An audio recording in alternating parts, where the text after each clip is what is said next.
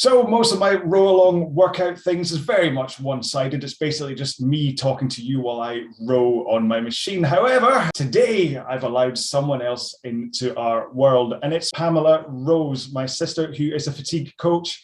I've basically invited Pam. Apologies for calling you Pam rather than Pamela. You can call me Pam. You can call me Pam. I think you can do it calling me Pamela.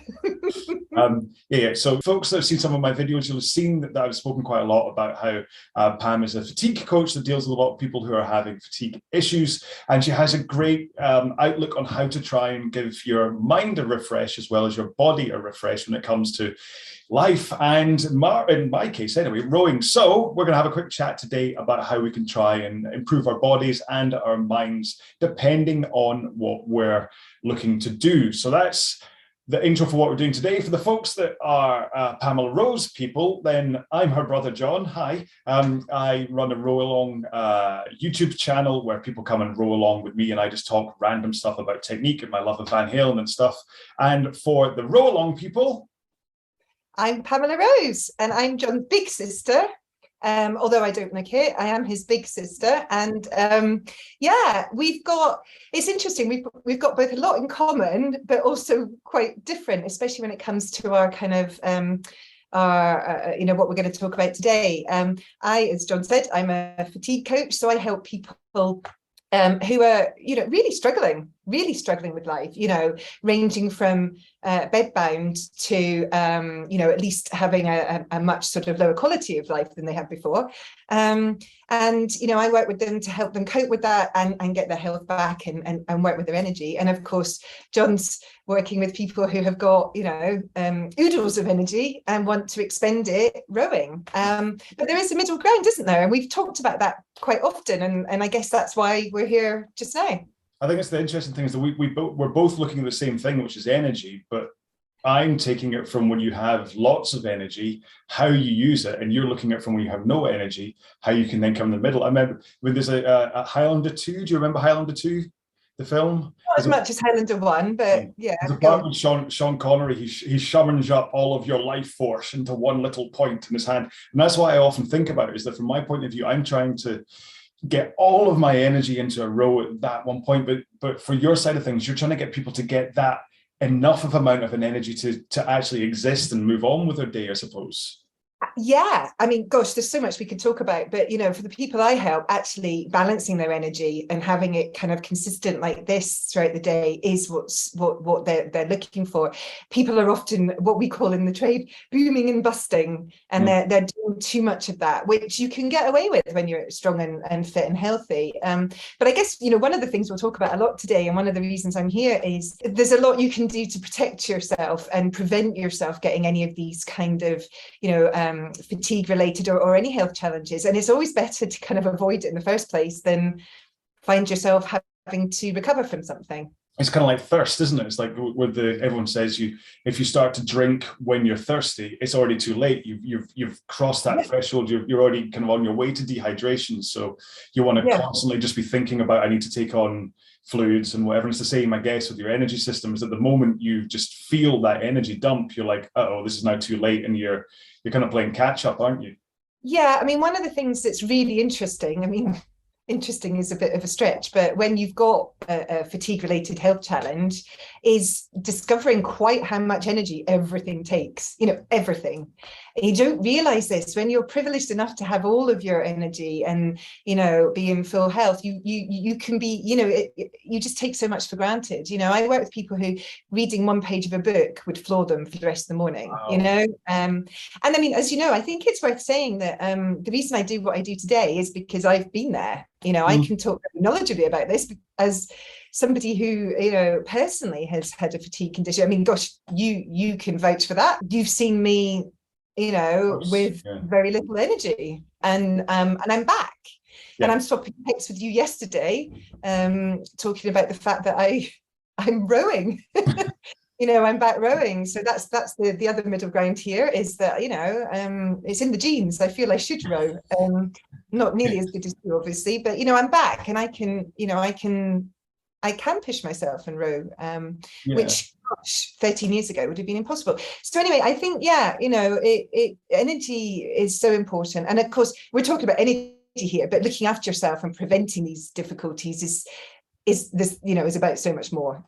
I know, because I mean, you can look at this from so many different points of view. Like, say, people like when you had your just that fatigue that happened, then you can look at people in my case who need to look after our energy in order to be able to perform well for what we're doing. But then you look at the folks that have just come right where we are right now with COVID. You get the ones that there's so many different tiers. Like I caught COVID on the flight back from Vegas.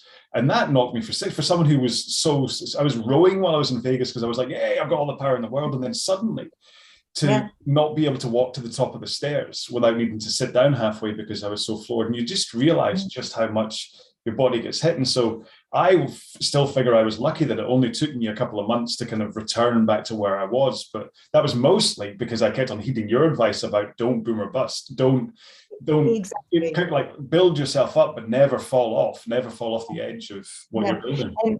And exactly. And you had, you know, you say it was lucky that you were back, but you did have your annoying big sister telling you to kind of be careful about but also, you know, I mean, you are wise about how to look after your body, and you'd seen me, you know, in hindsight, when I slipped into my chronic fatigue experience, which was 7 years, you know, it took me 7 years to get completely through it, is because I kept ignoring the signs.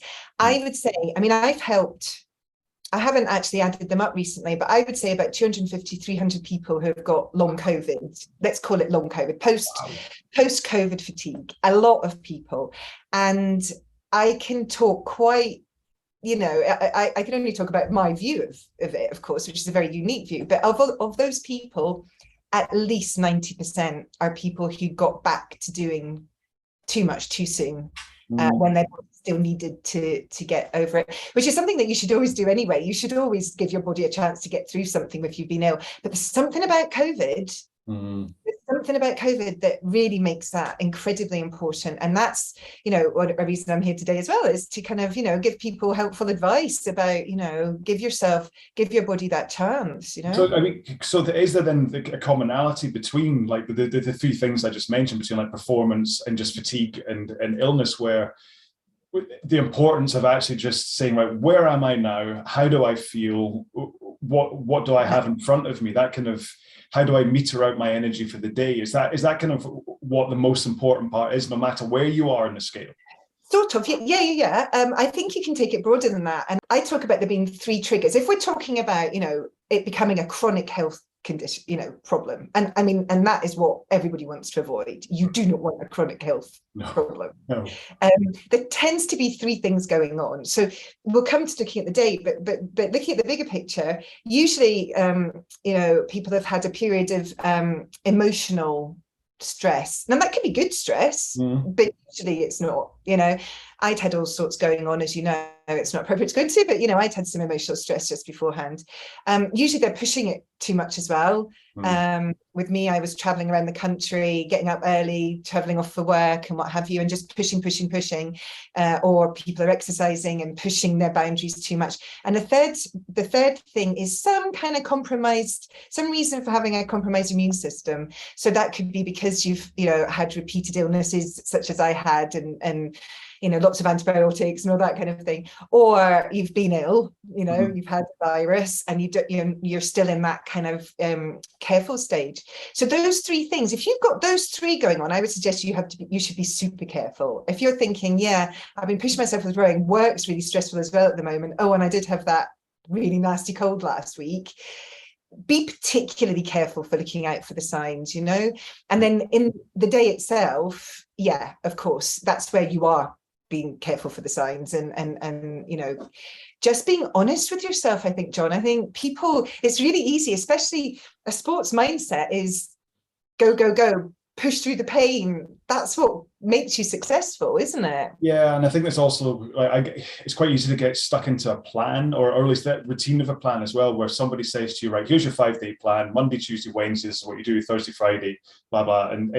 And so you're focused more on, my routine is that I work out today, tomorrow, I go to the gym, I go, blah, blah. And it's almost like that part in your head that says, I'm quite tired today. You just don't allow that to come in, because you're like, but the plan says I have to row, so it doesn't matter. And that's what, it was certainly for me, when I have hit my energy lows through through overtraining. And for, or at least, sorry, I don't believe in overtraining. What I believe in is under recovery, where I hadn't recovered enough to be able to do the next session. And so, and it's because I just wasn't listening. I was too busy just myopically following, which is easy to, I mean, I can say that now because I've come through the other end, but lots of the RowAlong people that get in touch with me, I'm constantly saying, take a rest day, ease off, make sure to undulate your... Absolutely. And, you know, like I say, these people that I'm helping now, many of them, whether it's long COVID, whether it's other reasons for fatigue, they would give anything. And I cannot stress this enough. They would give anything to be able to turn back time and make different choices about how much they pushed themselves, and decisions they made, you know. And it isn't easy. I mean, it's easy for me to say, it's not always easy to do. And it's one of the reasons, as you know, that a lot of my more recent studies have been much more about how the brain works and the mind works, because even with my guys, and there is a lot of common ground here. You know, I'm working with people who we get them stable, we get them feeling a bit better, and then they're starting to kind of push their tolerances and maybe, you know, start to go for gentle walks. And I mean, I'm meaning like 2 minutes. Right. Each time, and then they'll build up for 4 minutes and then 6 minutes and what have you, maybe every other day, every third day, or what have you. At first, you know, that, so again, they're on a program, they feel great, you know, being able to walk, and then they're like, you know, right, next one Thursday. And if they wake up on Thursday and they're feeling a bit, you know, less good, as I would say, it's a big thing for them to say, oh, I shouldn't go for my walk, because even though they're only walking for 2 minutes or 4 minutes or what have you, for them, they still get a dopamine hit from the fact that they can walk again, you know. Remember that it's still an achievement for them. So I have to help them, and I do help them with a lot of, you know, coaching and techniques and what have you, on how to accept and see, rather than it being, this is maybe a helpful message, rather than seeing that as an action of lack, and it being something you're not doing, look at it as probably the most important decision you could make on that day. Not to do that thing, not to go for the walk, not to push yourself rowing, because hopefully the next day you will. But if you keep pushing through too much, there's just a chance it could come back and bite you. Yeah, I mean, it's nice. I think again, like when you turn that, when you go into the upside down onto the world of rowing, that then comes into rest days, where like right now, so I've just done 5 days straight of doing the current plan I'm on, and today's meant to be a rest day. But I woke up today feeling awesome, and I'm like, I want to work out, and it's now I've got this battle in my head going on, saying, well, you know what, you could make tomorrow your rest day. And work out today because you feel good, you know that, right, you promise yourself you'll take tomorrow, but there's that battle thinking, well, if I do today, is that going to, then am I going to scrape the barrel, and then 1 day rest isn't going to be enough, whereas if I took it now, then and I think that's the battle, is from the sports side of things, is allowing yourself to rest when you're feeling good, whereas like like going back on the other side of the upside down, it's like allowing yourself to rest when you're feeling a little bit tired. For the fatigued people, it's like it's the same thing but upside down. And of course, just to sort of, because I hope a lot of I haven't got my own YouTube channel, but I do have, you know, quite a following on social media, and I expect a lot of them will watch this as well. And, you know, for anybody who has fatigue who's watching this, you know, the more common ground really is when you know, I work with people who are getting to a good place, they're up to walking 2 minutes every, and they're feeling really good and they want to push it more. And I absolutely have learned from helping so many people that there are certain indicators you need to wait to be in place before you take that as a license to do more. You know, just because they're feeling really good on a day, they shouldn't necessarily push it. So yeah, you know, there's not as much difference here as you might think, not from a psychology point of view. Yeah. For the rowing point of view, what I talk about is that you have a petrol tank, you have a tank of fuel in your body that is there, and so you do different kind of things. So you go for like a nice long slow row, or in other cases it'll be like a walk or whatever, and this gives you a bigger petrol tank that is able to contain more fuel. But then when you start to push the intensity of what you're doing, it's like someone pulls a plug out of the bottom of that petrol tank, and how intense you go controls how fast that fuel comes out. And I think in an optimum world, it's always controlled. That there's no other thing coming in to make that petrol come out of your tank quicker. But I think if you're already fatigued, it's like that plug, it's like two plugs have come out and suddenly it's coming out even faster. And you never want to let it all run dry, because that's when you get the sludge and the stuff that suddenly, and it's so hard to fill your tank back up again. And I think that's kind of in my head that the easiest way I can think about it is that you're constantly building up your tank. And then from a performance point of view, it's how you then use that tank of fuel, because you don't want to go flat out from the start, run out of fuel, and you've only got half your race left. But at the same time, you don't want to go out for a walk that's 10 minutes long and suddenly you've just completely drained your tank and you're destroyed for the next day. Yeah. I mean, and if you've got fatigue, your tank is that bit smaller, of course. And it'll run drier quicker. That's kind of what I figure is that it's, you're used to it being like tiny little sips, but suddenly just getting out of bed in the morning is like someone's put the foot in the gas and you're, you also look at the side of this where people are using exercise, they're using movement and activity for that kind of mental refresh as well. So it's like, I know exactly what it's like in my house. Julie and I have always said that as long as we eat, we exercise and we sleep, it's a happy house. And the moment you take one of them away, it can just be, and it's like moving, actually getting your body up and out there is that kind of cleansing thing for your head. And it must be awful to not be able to do that, to be stuck and not be able to move. Especially if that's where you've come from, which, like I say, many, the vast majority of my people have, they were, runners, rowers, gym goers, and we're not talking just a little bit. We're talking people who were really, really, the good news, just to say to people, the good news is, I see these people getting back, I really, really do. This is not just a sad story, but you have to make that work. You have to harness that previous sort of high performance, high achievementness and use that to drive the discipline and the effort that's needed every single day in order to get through your health challenge. Many people are surprised to discover quite how much effort needs to be put into this, So I just want to explain that people do get back, but of course, it's that bit tougher. They're so used to pushing it that they've had further to kind of have to fall, but then also, they genuinely miss it. And for a lot of people, it's an interesting journey, but a lot of people realize that actually maybe they were using it a bit too much of a crutch, And as part of this, I help people. I'm sure we're going to talk a bit about kind of the nervous system and what have you today, but I help people find other ways to get those benefits, and to help their mind and their body, I suppose, that they were getting previously by exercising. Which I suppose, because that's why if my entire sanity is based on the fact that I get out, go for a row or a run or whatever.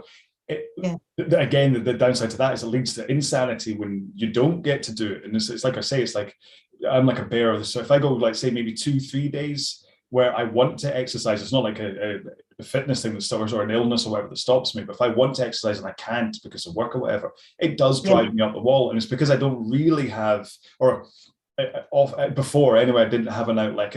Ever since I started playing the drums again and stuff, I can wander out, have a quick, and then that gives me something else. So it's not just, I think if you have that one outlet in your life, you're with all your eggs in one basket for your mental well-being, it must be dangerous. It's just really, really challenging. What you don't want to then hit is that spiral where you feel rotten, and so you don't do anything, you just get lower and lower. So I guess that's where your coaching and how you kind of really get these people on a track helps.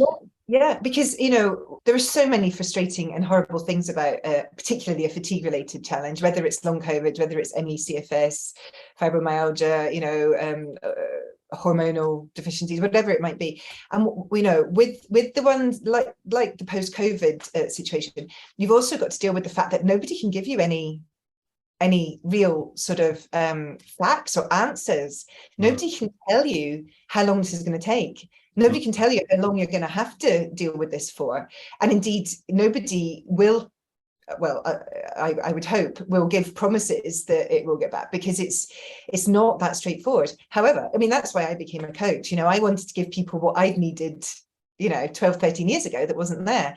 Somebody who got it, somebody who could give you the best guidance, somebody who could help you adjust not only that and cope with the mental health side, but also, physically help your body get back and what have you. Mm-hmm. And just, be that kind of constant support, that's what's needed. And it's really tough when, I've still got people coming to me 2 years post having the virus.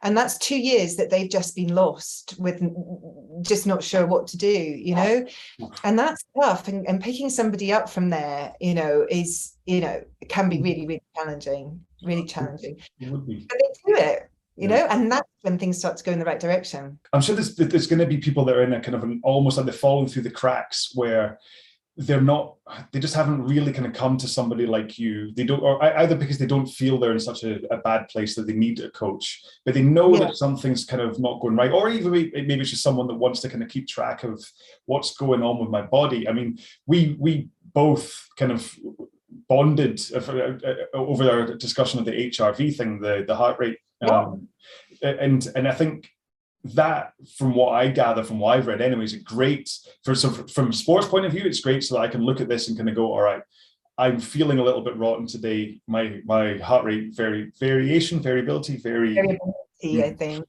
is also telling me that, I've overtrained. So there we go. It's like a slam. I know I'm going to take a rest day, but I guess you're able to use it as a kind of a fatigue indicator as well. Well, yeah, it's a helpful input. You and I share a mutual love of gadgets, don't we? Mm-hmm. Funny that, I've got my Aura ring on at the moment. And, very nice. Yeah, I've got my little lumens sitting next to it. All right. So what's that? It's not blood sugar, is it? Yeah, it's kind of measuring my body's how my body reacts to glucose from certain food types, and that's a really good example as well, along with the HRV. That this is about knowing how your body responds to things, how your body, what it likes, what it doesn't like, and your own sort of patterns. And that is that, whether it's people who are following your guidance or coming to me for help, that is at the core of it all, is you've got to know what your body needs or doesn't need, or what have you. And you can read a book about low GI diet or something and cut out everything, but you might not have to cut out everything. For me, I've already spotted some foods that my body definitely reacts to. Interestingly, I mean, there are some obvious ones like white pasta, but then I can have porridge and it's absolutely fine. I can have a grape and my glucose spikes, massively. I can have a raspberry and it's fine. But it could be different for other people. So, and the same with our HRV, you get to know your patterns, and that's the important thing.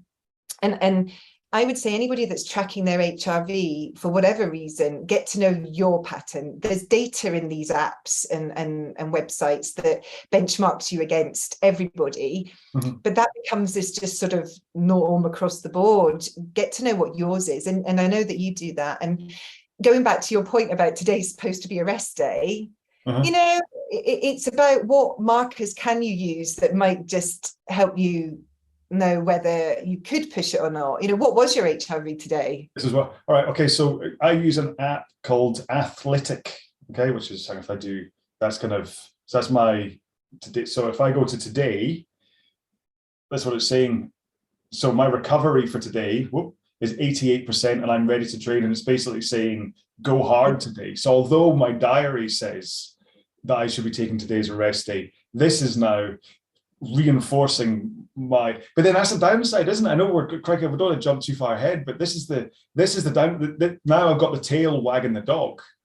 On a day where I want to train and it tells me, oh no, you should be taking a rest day. If I feel I want to train, I'll be like, no, I'll ignore it and do it anyway. On a day I should be taking a rest day and it tells me to, then of course I'm absolutely going to listen to it. So, but what I've had before is on a race day, I've tapered really well for the race, and all prepped, sat down the Sunday morning. I thought I'll just check and see what the app says, and the app said like 25%. You're completely overwhelmed, don't do a thing, and I'm like, and that was the British Championships, and I completely choked because all that was going through my head was, I shouldn't be rowing today, I should be And rowing. I would suggest, having data is helpful, blooming helpful, but on those race days, just don't look at it. Unless you're prepared to not row, it ain't going to help you, kind of thing. Yeah. I mean, I think you should always use these things as a helpful indicator. Yeah. I know, but I will take a rest day tomorrow. That's the thing. I know that also.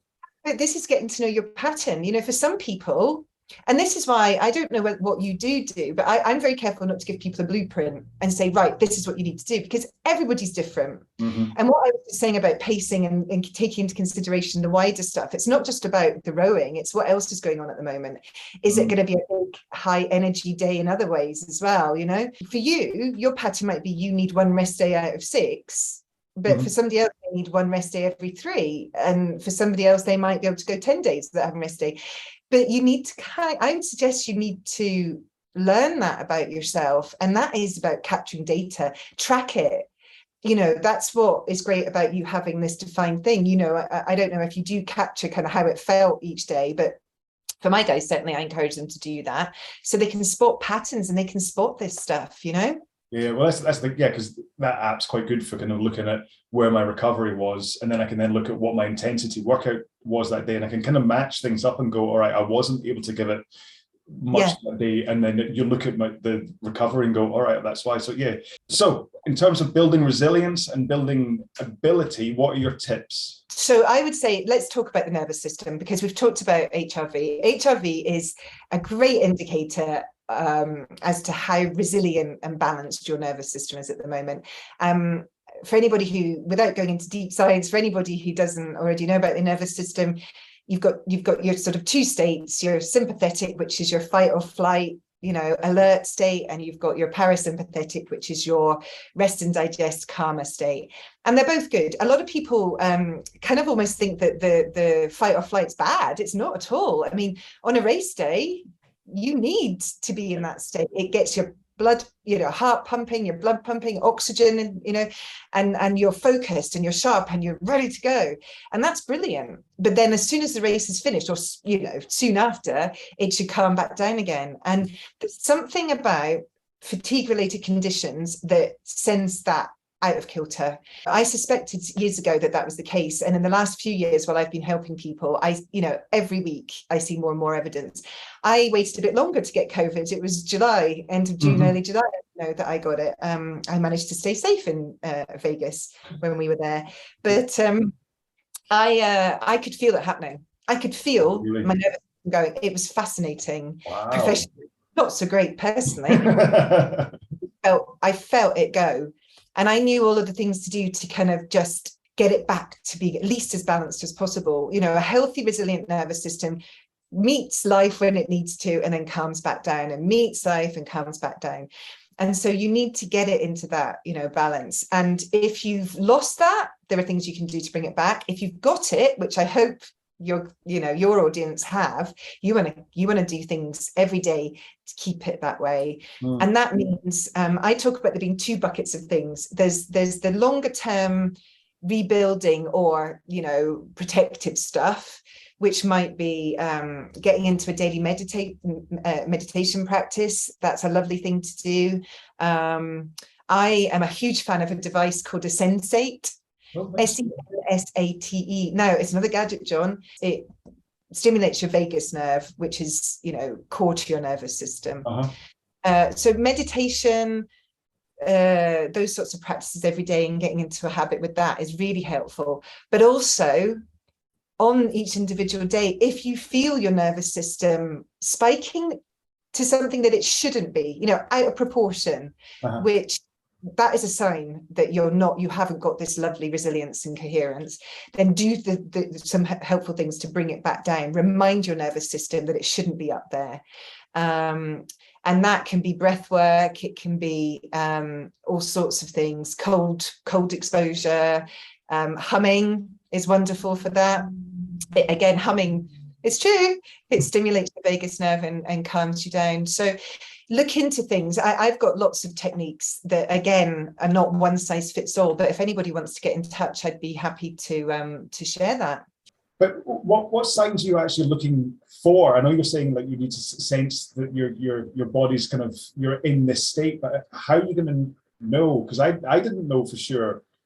I could, well, sorry, but thinking about the Vegas thing, I couldn't tell you that I suddenly got it until I woke up with like a sore throat, and I'm like, oh, hang on, this isn't right. So, what did you feel? How did you tell that your body had changed? Like, were you agitated? Were you hot flushed? Were you?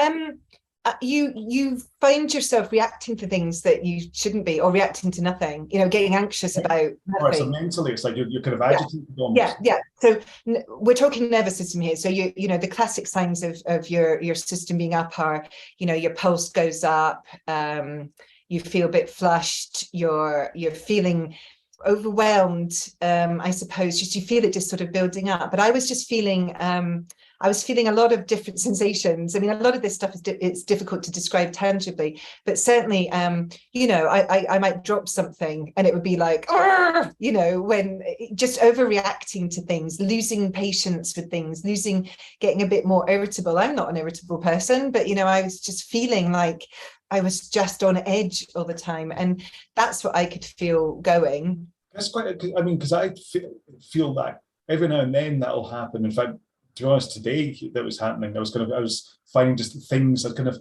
the way it's like, why do I always walk into doors on the days that I'm already pissed off? It's that kind of thing where you're, and so I wonder whether that's actually something that we should, from my side of it, then you pay attention for these irrational days when you're a little bit, almost like hangry or whatever. Like, is that a sign that you're overtraining and things? It's a sign that your nervous system is perhaps a bit sort of fill up. And I'll tell you, I can give you a really, really easy thing to do. Basically, our nervous system is still based on where we evolved from, back in ancient days, where there was nothing really around. We lived in open expanses of land, and the only time we were really focused and alert and what have you was when there was something important going on. We were being chased and we were looking for safety. We were hunting something. We were looking for shelter for the night. There was something important. And of course, today, how much of today have you spent focused on something? Reading, looking at a screen, looking at a television, even looking at your monitor on your rower. You're focused, you're alert, you're on. And our nervous system has not been designed to deal with being on all the time. To our nervous system, that's a signal that there is important stuff going on, like 90% of the time, which isn't necessarily helpful. So counterbalancing that, having a helpful antidote is really, really good. And a really simple antidote to that is the opposite of being focused. Look broad, take your vision wide. This is a simple technique that I start to introduce with the people I help, and I'm happy to share it with your guys. It's called optic flow, and just unfocus your eyes and become much more aware of the edges of your vision rather than this. That's literally telling your brain, there's nothing important going on. We can be calm, and you'll feel your nervous system going back down. So if you're having a day where it's all just you're reacting to stuff too much, that can be a sign that your nervous system is just too full, as I would say. I mean, that's not, it's just the way I used to describe it, but you just feel like you're losing your tolerance, you're losing your patience with things and what have you. Just wherever you are, just for a couple of minutes, just see that way. A bit of optic flow. And it can just really help it settle back down again and get a bit more balance back. Because between taking Holly to keyboard lessons, we had to take Isa, one of the new cats, had to take her to the vet, which is always fun. And even like prepping for this chat and stuff, there's loads of stuff I was trying to squeeze through a tiny little hole of time. And I think maybe that's it. It's not a sign of under recovery and it being a workout thing. It's just about, like you say, I've just been so focused on stuff that I need to. It's hugely, hugely helpful. It really is. And I suppose that's the big message for the rowing community who are watching this video, that however long you've spent rowing on that day might have been completely achievable, but make sure that you're smart the rest of the day too. Give yourself the best chance. If you were then, straight off to get washed and go out and and it's not necessary. You'd have to be really resilient to be able to continue to do that. I would suggest. Well, that's really interesting for the nervous system, but what other things can people do? I mean, I think it's genuinely just, give their body the best chance every day of performing well. It's eating well, as we talked about, learn learn what works for you with the gadget, or just by tracking again and what have you. But our body needs, we've got to consume energy in order to make it and use it. So, eating well, get light in your eyes. I'm such a big fan of, harnessing natural daylight in the right ways to give you the best start. Our body clocks are real. Our bodies want to get into this lovely strong rhythm, and every cell in our body does something different depending on where it is, what time of day it is, sometimes even what time of year it is.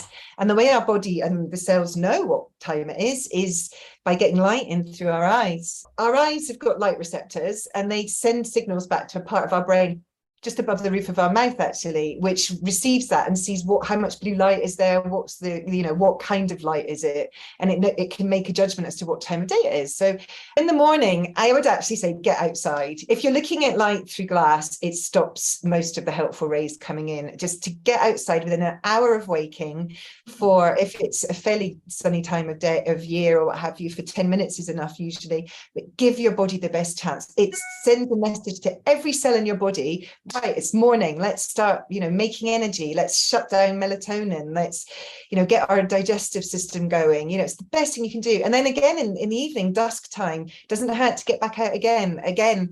It's all information for your brain that tells it what time it is and what functions it should or shouldn't be doing. So just do these sorts of things, and these are free.